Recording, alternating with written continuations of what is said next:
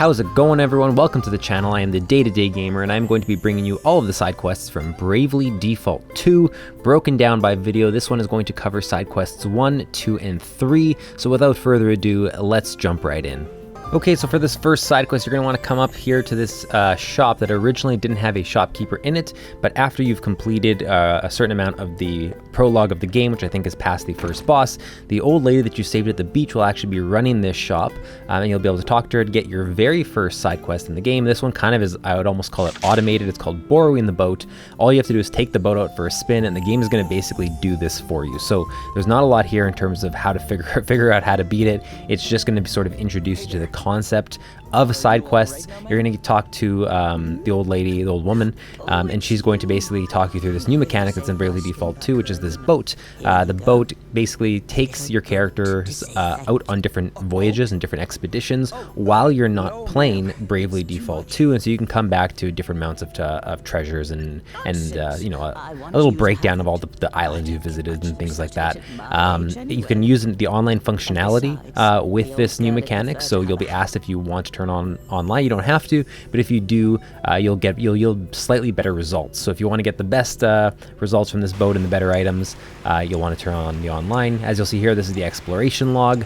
This is sort of an example of all the different things that'll happen when you are away from the game, and this is happening. This first one just kind of happens on its own. It's sort of just introducing you to the concept of it. It can be kind of confusing at first. It just sort of starts doing things and you're wondering what is happening, but essentially it's just going to take you right through that. The quest is going to complete on its own, and that'll be quest number 1 down. So there's not a lot to that one. Like I said, it's an introductory quest, but let's jump into quest number 2, which has a little bit more to it. So you're going to want to go to the tavern again after you've beat the first boss, I believe is when it triggers, and you're going to want to talk to this fisherman over here on the right hand side of the tavern, and you're going to get a little story breakdown. He's definitely drunk. I don't think there's a better way to put it, and he is really upset because the fishing situation, obviously with what's going on with the water crystal, is not the best, and he was attacked by a Sahagan, and the Sahagan actually stole a knife that is pretty sacred to him, and sacred because it was handed down from his master, I believe it is, and his master got that blade from the king at the time, I believe. So he has lost that knife, and it is now going to be up to us to retrieve it and bring it back to him in order to complete this quest. So you're going to want to go, it's a pretty lengthy piece of dialogue. It's worth reading. Like, the story is great, and there's all this backstory and world building is something I think is worth reading and sticking around for. But it's called A Knife to Remember, and you got to recover the fisherman's knife from the Sahagan.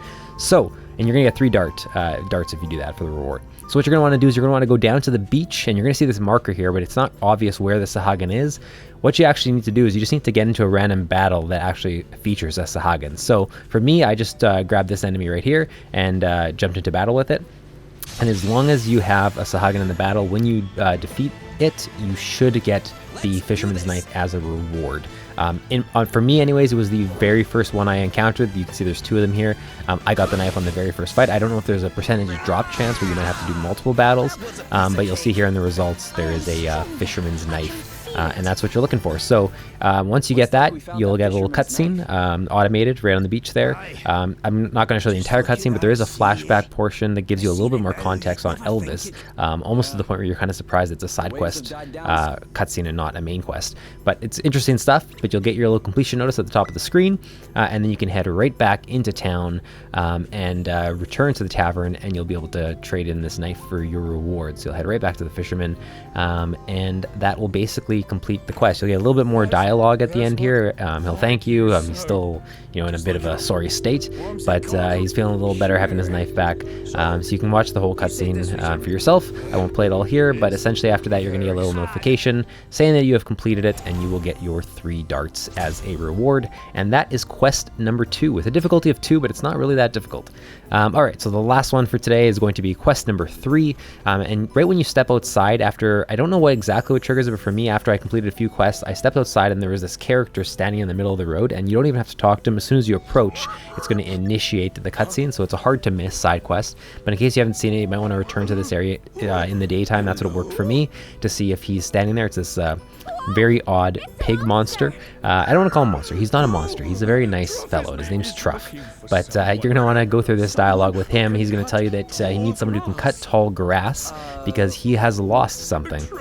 And what he has lost is his ring, a sparkly, shiny ring. So you're going to have to find that for him, and it's surprisingly easy. So it's called Human's Best Friend Part 1, because there's going to be a lot more of Truff, I'm assuming, as we go forward. But you're going to want to cut down this grass right near him. You'll see there's a marker in it, and you're just going to keep slicing down until you get the ring notification. For me, it was right there. You get Truff's ring obtained, and that's basically the first part of this quest. It's not quite done yet, though, even though you found exactly what he's looking for. It's going to trigger an automatic cutscene again where he thanks you for the ring, and he seems very, very grateful, but that's not quite the end. So you'll see that after we hand it over to him here, and he's all pumped and doing his little happy dance, you're going to actually get into a little bit of an encounter here with 3 goblins. It's a very easy fight, but this is also part of the quest. I don't know whether you can actually lose this fight or what happens. I'm sure you can, but it's very easy, so you probably won't. This is also sort of teaching you how to, even though they've mentioned it many times, how to attack enemies to get an advantage as you head into battle, because you'll see as you go to this first screen, it sort of just waits there until you attack with your sword, and then it jumps in. That's part of the quest. So it's kind of just teaching you. I would almost call this still partly a tutorial quest. But as I said, the battle itself is just 3 goblins. They aren't strong goblins, they aren't overpowered ones, or especially difficult compared to other goblins you faced. It should be pretty straightforward. So you just take those down pretty quick, and after that, it's going to, after the battle, automatically trigger the last part of this cutscene. Truff will again be very, very grateful, and from there you're going to be done the quest pretty much. So you get one last little bit of cutscene here, and Truff is going to head off for the time being, but again, you've not seen the last of Truff, and the biggest indicator of that is the fact that the quest was called Human's Best Friend Part 1, and we still haven't met the human that is his best friend that he keeps talking about. So that is quest number 3. That is all the quests for today. I hope you enjoyed this video. I hope it helped. Thank you so much for watching, and we'll see you in the next one.